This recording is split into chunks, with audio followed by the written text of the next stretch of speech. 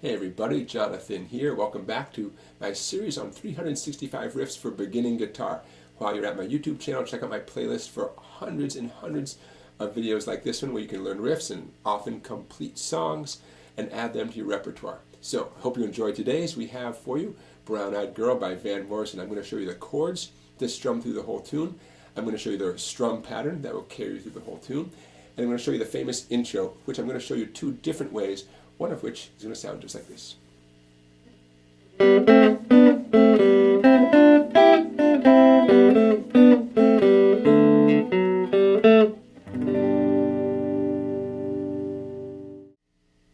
Let's start with the intro riff, of course. We're going to play it in the correct octave way up here at the 12th fret, but in a minute I'll show you how to do it down in first position where it sounds great too, especially if you're playing it on acoustic guitar.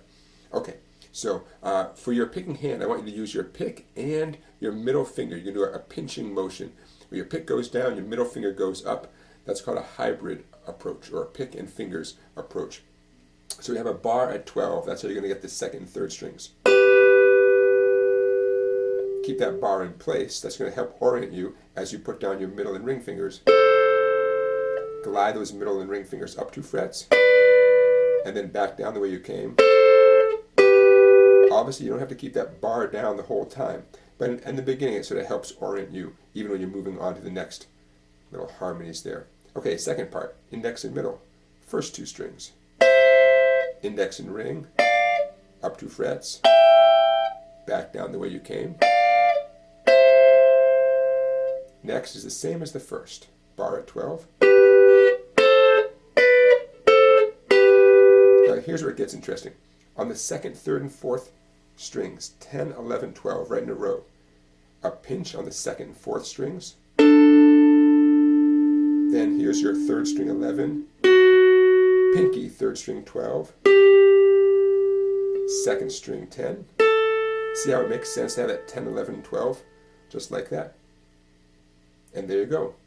That intro riff happens a second time, and it finally resolves to a nice G chord. Way down here.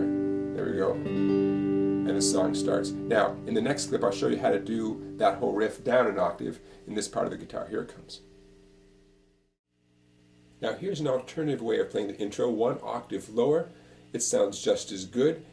Being a lower pitch, it sounds really nice on an acoustic instrument, especially if someone else is playing acoustic guitar along with you, or if you're the only guitar player. So, we have the second and third strings open. Then your index and middle are going to take over on the second and third strings. Up 2 frets, and then back down the way you came. Now when you move over to the first 2 strings, I often like to use my middle finger on the first fret. Rare occasion that I use my middle finger on the first fret for any reason, but it helps me get to the next double stop there. By the way, these are all called double stops. So middle finger, first fret, second string, and then index and ring finger gliding up 2 frets, back down. Now you do not have to use your middle finger there. Perfectly reasonable to use your index finger, but I find myself kind of feeling good about my middle finger. Okay, the phrase continues with the repeat of the first part. And then finally the third and fourth strings. Ring finger, 4th string, 4th fret. And the whole phrase begins again before finally resolving on a 4-finger G major chord, because that's what's going to kick off the verse, and we'll get to that right now. Here's what you need to know about the verse. First of all, a 4-finger G chord. You could play any G you know, but if you want to be really authentic, it's a 4-finger G, ring and pinky, here in the first 2 strings, 3rd fret, index and middle over here. And the C chord, which comes next, it actually keeps the pinky on the 1st string, 3rd fret when you fret the rest of the C chord. Now you don't have to do C this way, you don't have to do G this way, but I want you to know the authentic way to do it. Okay, the only other chords you need are D7 and E minor. And E minor is such an easy chord, it really doesn't matter what fingering you choose for E minor. Do whatever works for you. Now let's talk about the strum pattern. Down, down, up, down, up. Down, down, up, down, up. Now 2 things you should know. Sometimes I and Van Morrison here, sometimes we omit the final upstroke. Down, down, up, down. Just sometimes, nothing wrong with that, keeps things interesting. Also, you can use that little quiet space to begin to change to the next chord. Or you can keep those the same strum that I originally showed you, down, down, up, down, up. But during that last upstroke, it's okay to have your fretting hand depart and start transitioning to the next chord. So it's very possible that your final upstroke in the original pattern will be on essentially open strings as you get ready for the next chord. Everybody does this, nothing wrong with it. In fact, it's how you get to the next chord in time. I see this all the time as a guy who tries to pay close attention to exactly how the pros do it when they make their recordings. Okay, so now the order of the chords, you can see it on the screen there in front of you. The heart of the pattern is G to C, back to G, to D7. As the verse begins, that's the pattern you're going to see 4 times in a row. G, C, G, D7. You want to memorize this as quickly as possible. Okay, and that goes right through a hearts a thumping and you. Right after hearts a thumping, you'll be on the D7, hearts a thumping, and now we finally break out of that pattern. And you, right in the C chord, you.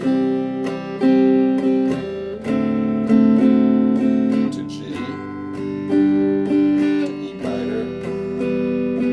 I guess I feel most comfortable doing E minor with my index and middle fingers. On to C, we're almost there, almost done with the verse. C to D7, back to G to D7.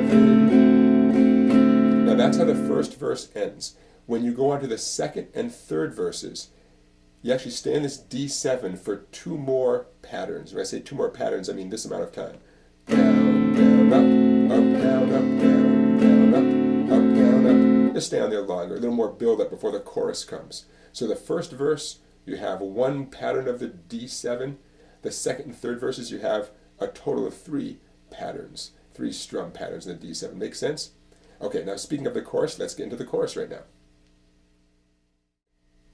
Now the chorus is going to feel very familiar. We have the classic G, C, G, D7 chord sequence.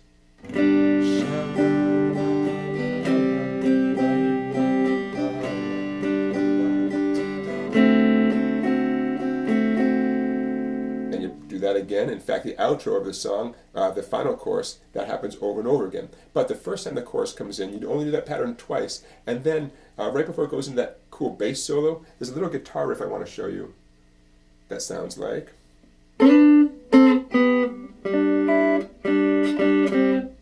That's their guitar part, right? You definitely want you to use your pick and fingers approach here. We have 7 and 7.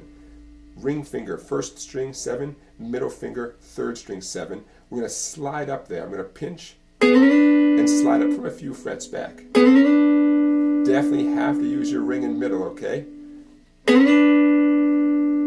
Then glide back quietly to 5 and 5. Still haven't used my pointer yet. Now I'm going to glide my middle finger back and I'm going to put my pointer down on 3 on the first string. Let's review that.